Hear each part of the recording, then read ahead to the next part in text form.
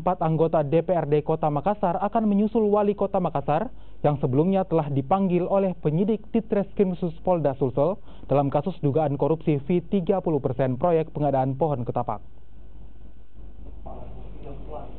Pemanggilan 4 anggota dewan dibeberkan oleh Kabid Humas Polda Sulsel Kombes Pol Diki Sondani dalam konferensi persnya.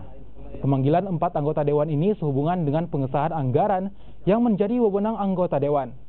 Mereka akan diperiksa sebagai saksi pada kasus dugaan korupsi pemotongan anggaran dana, sosialisasi penyuluhan lingkup SKPD, dan Kecamatan Sekota Makassar yang melibatkan sejumlah SKPD dan 15 camat Sekota Makassar.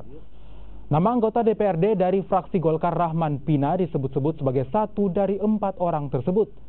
Sebelumnya Rahman Pina telah mendapat pemanggilan pertama pada Ramadan lalu, namun tidak sempat dihadiri dengan alasan padatnya kegiatan di bulan Ramadan.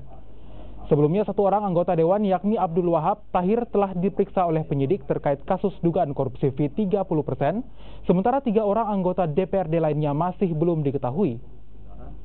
Kita anggap 100% digunakan untuk camat. Ini udah sidik ya?